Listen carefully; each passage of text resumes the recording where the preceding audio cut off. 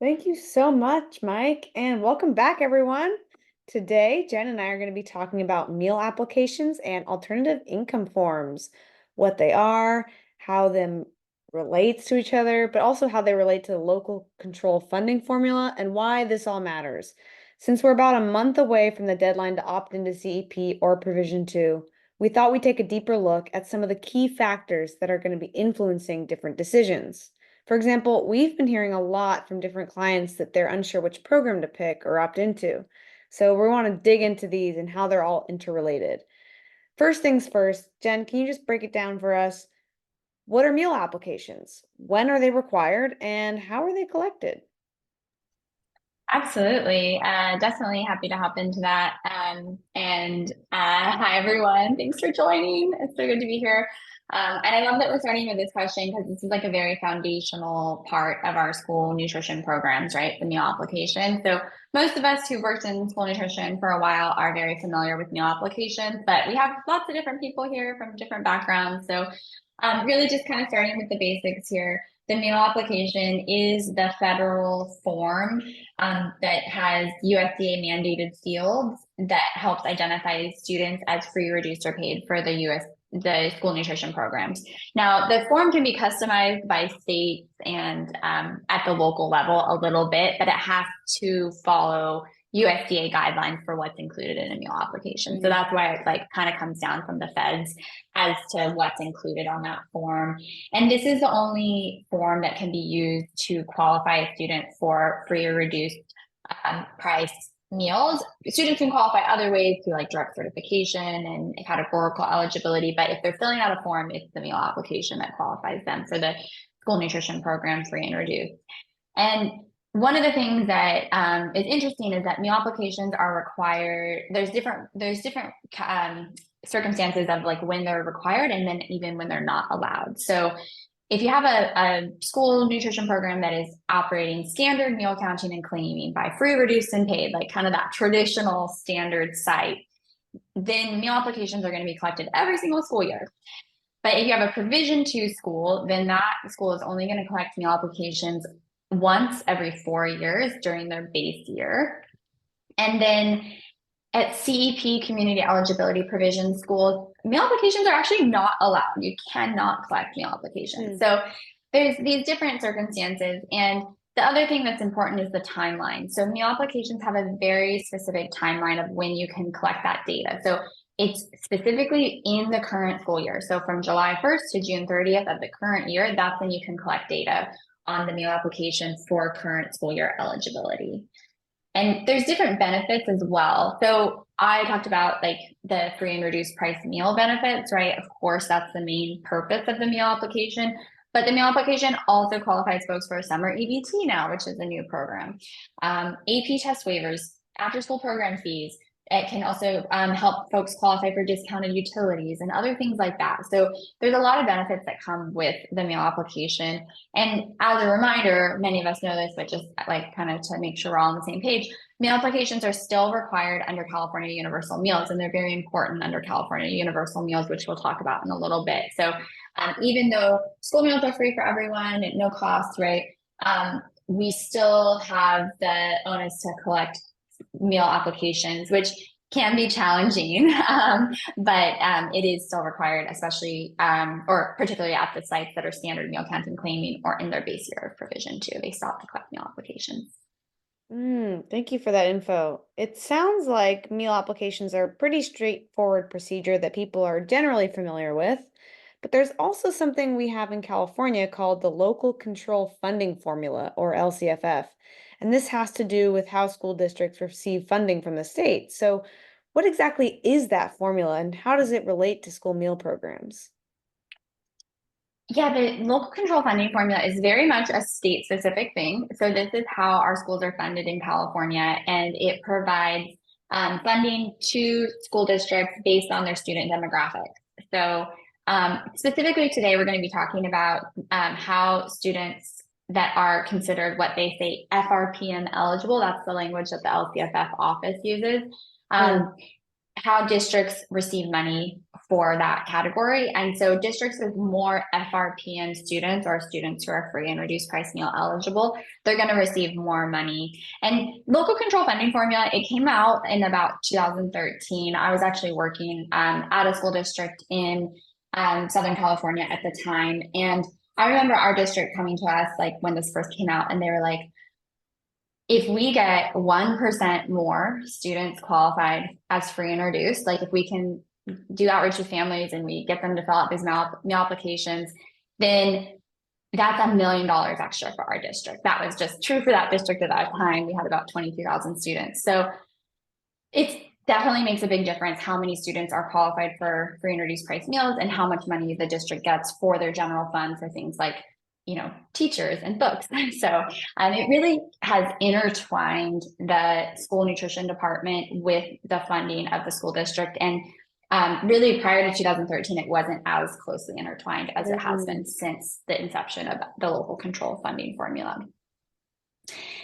And this eligibility, like I said, FRPM eligible. So for a student to be, there's lots of different ways students can be counted for LCFF, but we're going to specifically talk about what's called the FRPM eligibility within the local control funding formula. So for a student to be FRPM eligible under LCFF, they have to have eligibility based on direct certification, meal applications, or something called an alternative income form. And this count, just to kind of wrap your brain around the timelines, and many of us working in districts, we like know this timeline like the back of our hand, but it's a good refresher for those who aren't as familiar. So to be included in that FRPM data, which is part of the LCFF unduplicated pupil count, the individual student must be enrolled on the first Wednesday in October. That's also sometimes called like census day. And then they need to be qualified as free or reduced by either having a meal application that's submitted by October 31st. So they give that little bit of grace period till October 31st for the applications to be collected and processed, or directly certified via CalPEDS by the November 2nd CalPEDS extract, because that's like always a little bit delayed. So they allow us to use the November 2nd CalPEDS. So that's how a student becomes FRPM eligible under LCFF. It's like according to these dates, which is interesting, right? Because in the school lunch program, we collect data all year long, and like it doesn't matter if you turn in an application in January, then you're considered free and reduced in January. But for LCFF, at least for this unduplicated pupil count that's like pertains to the school funding, the districts really care about getting that data solidified, ideally by October 31st, so that they can, like, that's where the funding is going to be based off of for the year. So eligibility determined after those dates doesn't really count for the LCFF snapshot for that year. Oh, yeah. And as you mentioned, the local control funding formula is closely associated with alternative income forms, but what are those forms exactly, and how do they differ from meal applications? So alternative income forms, I like to say they're kind of like same, but different as a meal application. So they're very similar, but quite different. Okay, so the first thing to know is that they're a state form. So like our meal application is like a USDA form. This is a state form. And so it only counts, exactly, it only counts for state data, right? So the alternative income form, though, same, it collects the same kind of data as the meal application. So it collects income information that identifies students as free and reduced price meal eligible, but that's only for the local control funding formula. It doesn't qualify them for the school nutrition program eligibility. Yeah. So, and originally when this all came out, the alternative income form was really designed as a way to collect income information for the local control funding formula, like, way back in 2013, 14, that kind of timeline. It was designed because it was used at schools that didn't have meal applications. And so those would be like your CEP schools or your Provision 2 schools in their non-base year. So they could still collect that income information from students. But It can also be used at schools that collect meal applications. And so prior to universal meals, people didn't really do this, but since universal meals, a lot of schools have been collecting alternative income forms in addition to their meal applications, but they only use the data from the alternative income form Hmm. for LCFF purposes. And I have this chart here that I kind of want to go through. It's a little bit detailed, but I love like just kind of like comparing and Oh contrasting yeah. the meal application versus the alternative income form because I think it's like a really good exercise to feel like really confident in what the differences are. And this is by no means like all encompassing, but these are the top things that we like to talk about with our clients when they're like trying to decide like, okay, what's the purpose or do I want to use both or, how does this work? So meal applications, it's again the USDA mandated data for school meal programs. Alternative income forms, state data for LCFF only. Your meal applications, it's going to qualify you as a student as free and reduced for your school nutrition program. Whereas that alternative income form, it's going to qualify for California local control funding purposes only, not for the USDA programs. Interesting on the dates. So meal applications you can only start collecting those on July 1st for the current school year. You can't send them out on like June 30th. But Mhm. alternative income forms can actually be sent out early. So that's really cool. They can be sent out like in the preceding spring. So you could have alternative income forms out to parents right now for the upcoming school year. So that really gives districts a lot more flexibility on collecting data, especially when you think about those like fall one dates of October being the deadline to collect data. It's like gives you more time if you can creep forward into the spring. Meal applications are perceived as like a little bit harder to fill out by families. They're a little bit more intrusive because they ask about like, do you have a social security number? What's the last four digits? Stuff like that. Whereas alternative income forms are a little simpler. They don't have as many fields. I think they feel a little bit less invasive to fill out.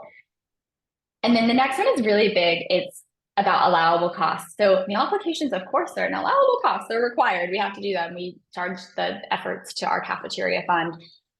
But alternative income forms are unallowable costs. So a lot of times the alternative income form is, it falls on the shoulders of the school lunch program because it's like same but different, right? Like you people handle this, but it's not our responsibility.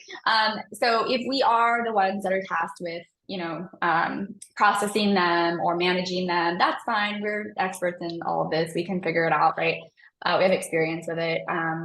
But if we're doing this in our nutrition program, we can't pay for the time and effort or any material costs of the alternative income Okay. form. So that's a district general fund financial responsibility, which can be a very awkward conversation with the district when they're Right. like, aren't you Right. the ones that process free and reduced? You're like, yeah, but this is the alternative income form. It's not the meal application. So that's really important to know that like it's not an allowable cost for the cafeteria. And then the last point is just like kind of a commonality is that for AP test waivers, energy discounts, summer EBT, alternative income forms, and meal applications, they both help families qualify for both of those. So that's one thing that the two forms do have in common. Ah, yes. And this side by side is super helpful to see. Thank you so much for sharing this with us. All right, now we've gone through the basics of meal applications versus alternative income forms, as well as the local control funding formula and how it relates to school meal programs in California. But how do meal applications and alternative income forms differ across different provisions? This is really important. I'm glad you brought this up because this is where it can kind of get like it's like a little bit funky based on what programs you're operating and even like where you're at in that program. Whereas it's like is it a base year, is it a non-base year? So we'll start off nice and easy with our standard meal counting and claiming by free, reduced, and paid. That's like your traditional kind of setup. Meal applications, of course, are required. That's how we get that claim data for free, reduced, and paid, that eligibility data. But meal alternative income forms can be collected in addition for LCFF purposes only. So that would be like the district could have that alternative income form in addition to our departmental meal application. Provision two base year, same thing. So provision two base year, you have to do meal applications because that's how you establish your base year for provision two. And then alternative income forms can also be collected for LCFF purposes only for the district to use, for their funding. Mm-hmm. Provision two non-base year, it starts to get a little bit different. So in provision two non-base year, USDA does not allow meal applications to be collected. So no go, you can't have meal applications. Kind of the point of provision two because it's like to reduce paperwork. Right. But of course, California has this rule. So alternative income forms are used to collect the data that the state still needs for income information for LCFF. Now, LCFF does allow like for an LCFF base year, which we'll talk about later if we have time. But so alternative income forms, a lot of times in the second year of or the non-base years of provision two, alternative income forms are only collected from newly enrolled students. So it's not that much data being collected, but there's still this alternative income form being collected in non-base years of provision two. And then finally, at your community eligibility provision or your CEP schools, again, meal applications are not allowed at CEP sites. Like, so if you sign up for CEP right now, next year, you can't do meal applications, even if you wanted to. But you can do alternative income forms. And usually what people do is the school district will set up an LCFF base year. So the first year of CEP, they'll collect alternative income forms from all the students. And then in the subsequent years, they'll only collect alternative income forms from the newly enrolled students. So that's something that the district manages.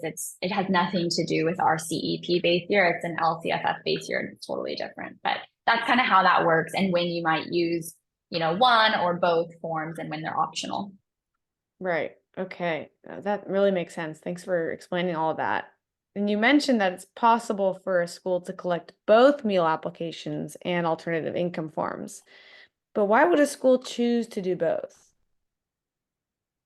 This is an interesting question. And so, yes, it is allowed to do both forms, but only at certain sites. So you could only you could only do meal applications Right. and alternative income forms at your standard meal counting and claiming sites, right? Which always do meal applications, and then they could do alternative income forms as well if the district wants to. And then at the base year provision two, same thing. You can have your base year provision two mail applications going out, and then the district could be collecting alternative income forms as well. So yeah, why? Why would you collect more data if more paperwork, all that? Well, there's actually good reasons for this. So the more students that are considered FRPN eligible for LCFF purposes, the more students that you have in that category, the more funding the general fund is going to get for teachers and textbooks and field trips and things like that. So this really just gives the district, it lets them double down their efforts to collect, and it gives parents and caregivers more opportunities to send in their forms in a way that sometimes is a more approachable, more friendly way. Like we said, the alternative income form doesn't ask about social security numbers. Sometimes people get weird about sharing that. That's like a really big, thing that some people just don't want to put out there. So alternative income forms, also the timeline, right? So alternative income forms can be collected in the preceding spring. So that's a big thing that people like because the school districts can actually integrate the alternative income form into their registration packet, into their enrollment packet in the spring when families are enrolling, and they'll like already get a head start on their LCFF data collection. So that's one of the reasons, some of the reasons why school districts will decide to do both forms. But watch out because you could have a student, and this inevitably happens if you have both forms, you're going to have conflicting data, right? So you might have a student who's free on the alternative income form for LCFF because they filled it out in their registration packet, but they're paid in the school lunch program under NSLP because they never filled out a meal application. So they're just in paid status. So the district kind of has to know that they're going to have a little bit of a data nightmare if they have like all these multiple records, and they just have to be very savvy to make sure that on the ed services side or the LCFF side, they're managing all their records. And then on nutrition services side, that we're not letting any of that LCFF data in, right? Like I don't care if that student is free on an alternative income form, they're still paid in my department because they haven't filled out a meal application, they haven't been directly certified. So that's, something just for us to remember that alternative income form data is only for LCFF, not for MSLP. Right. Okay. But what if, since most schools operate under universal meals in California, what's the incentive then for collecting meal applications? It's a really good question. There's definitely less incentive for parents to turn them in, right? There used to be a very clear incentive, like turn this in, you get free meals. Now they're all free. So Mhm. it's definitely a lot harder for people to get those meal applications from families. And some districts might feel like, oh, like, what's the point? Like, why would I even do a big push for this data? So there's definitely some really good arguments for why we still want to push the meal applications. And one of them is area eligibility. So area eligibility for your summer program, supper, after school snacks. There's many ways to be area eligible, but one of the common ways is based on your site's free and reduced percentage.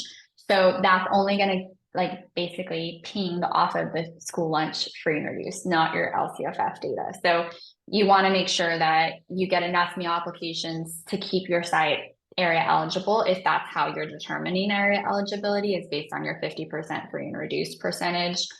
The other thing is severe need reimbursement and like the 2 cent differential. So schools do get extra reimbursement based on the free and reduced price meals served. So at breakfast, you can get up to 45 cents extra per meal if you fall into the severe need breakfast category. And then at lunch, an extra 2 cents per meal. So it's definitely like pretty significant, especially at breakfast. But it's based on how many meals are served in the second preceding school year, something like that, um, in the free and reduced category. So it's based on that, like meal application and direct cert categorical eligibility. And Hmm. then the last thing I'll say, I mean, there's probably more things we could add to the list, and please like throw them in the chat, but it's really the concept of maximizing our federal reimbursement, and that's really for the greater good of universal meals. So we want to do everything we can to protect California universal meals and our state budget.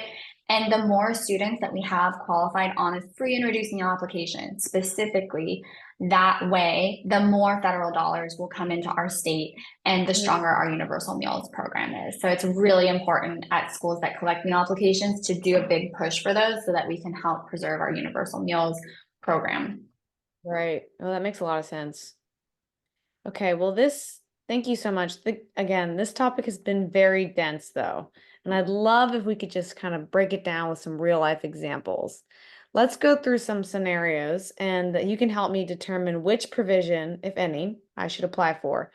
Let's say I've got a district-wide ISP of 32.5%.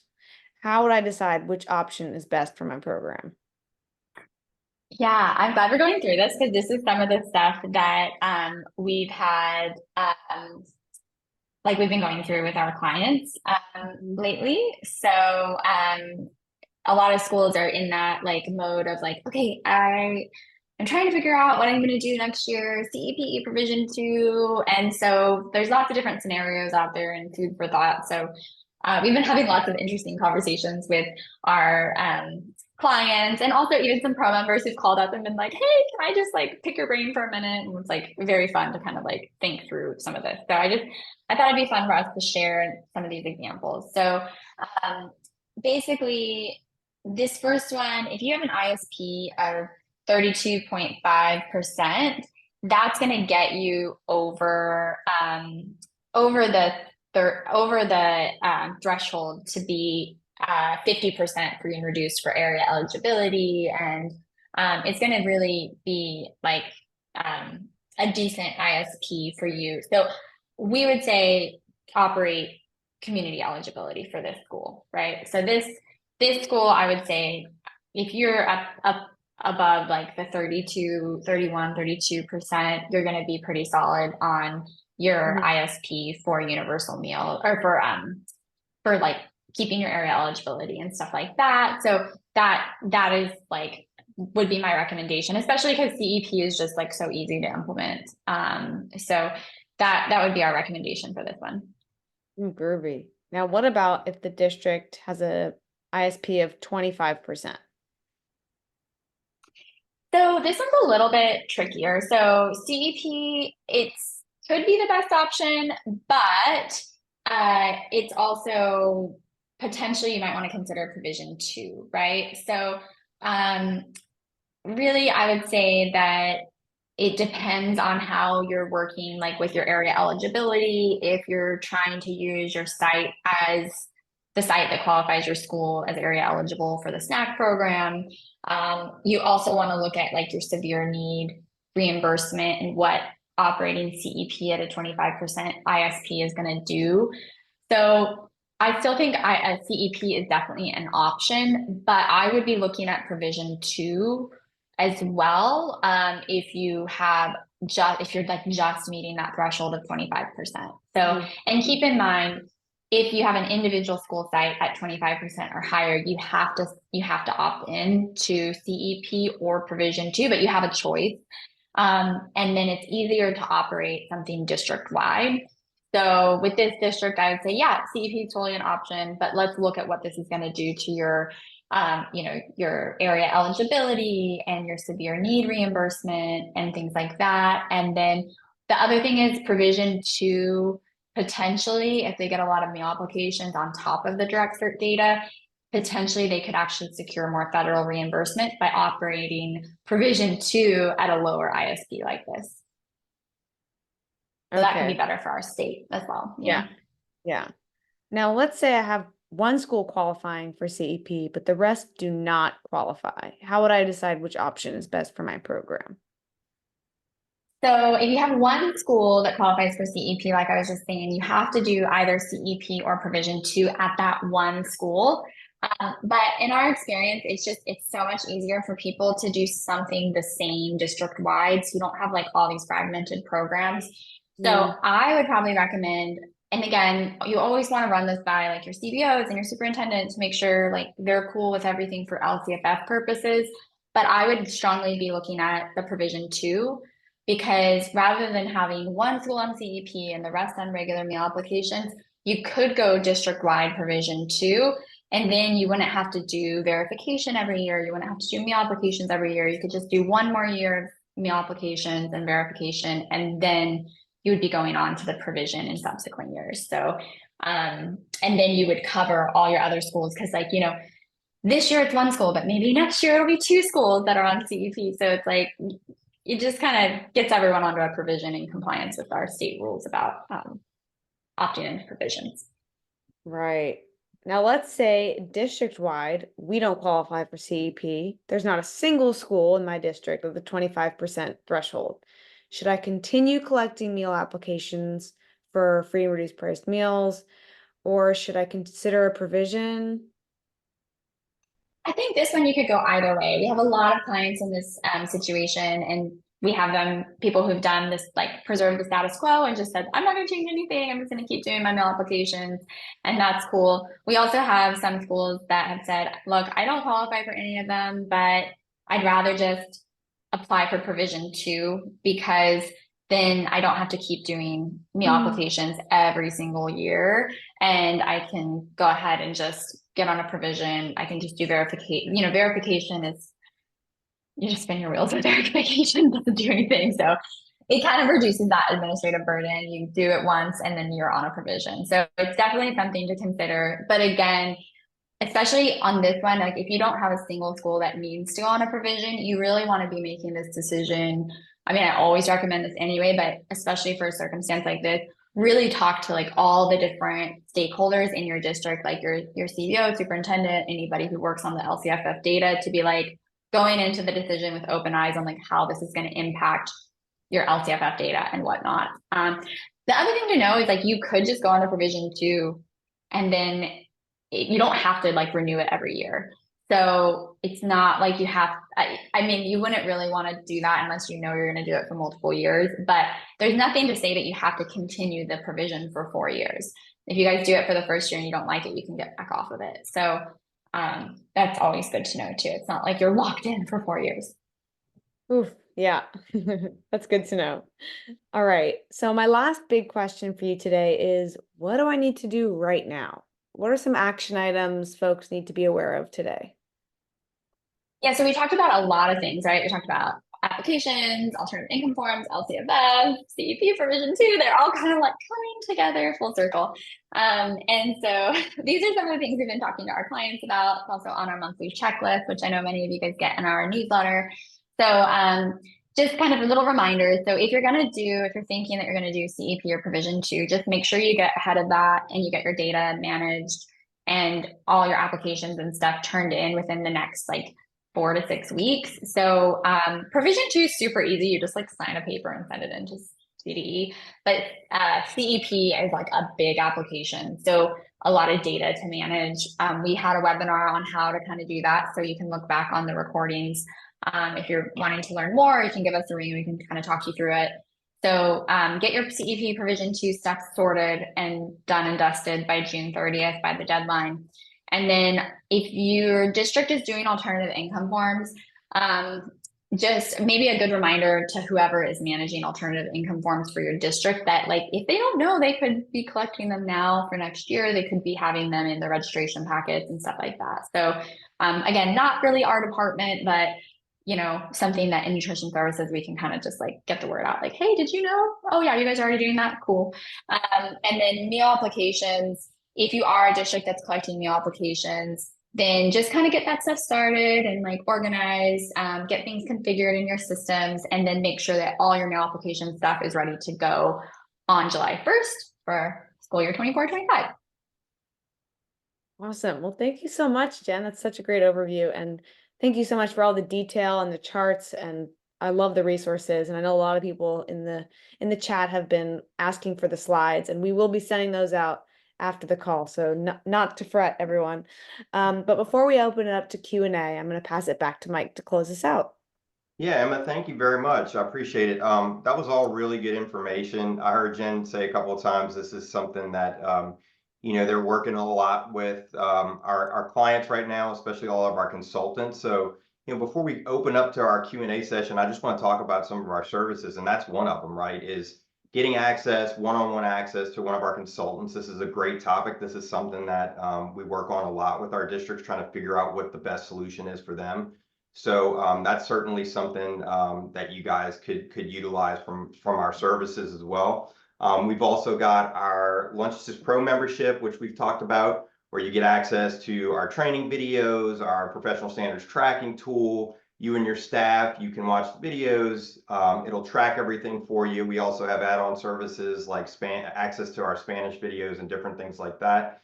Now, all of those services are allowable under your KIT funds. So you can either use your cafeteria funds or your KIT funds to purchase those services. We also have our AR Bootcamp as well, which is another service that we offer too. So if you guys are interested, please reach out to me directly. You can reach out via my email at mike@lunchassist.org, and be happy to set up a call to talk to you a little bit more about that.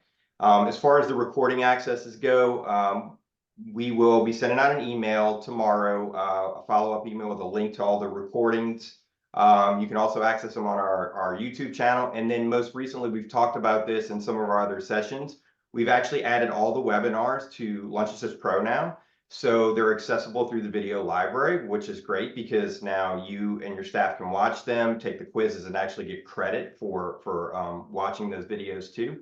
And then also I want to talk about real quick, next Thursday, obviously, again, May 16th at 2 p.m. Pacific time, we're going to be on our next subject. Now, this is something we're going to do a little bit different today. We were thinking about our next call, our webinar being about farm to school. But actually, what we think we're going to do is open it up to a poll. So I think Jen's going to go ahead and post a poll before we get into our Q&A. And see what everybody might be interested in learning about, because we've got some additional spots for these webinars coming up until May 30th. So we'd love to get your feedback on that. And so yeah, so if you can go ahead and answer that poll real quick, and then we will jump into the Q&A for about 15-20 minutes. So with that, I'll go ahead and pass it back over to Emma.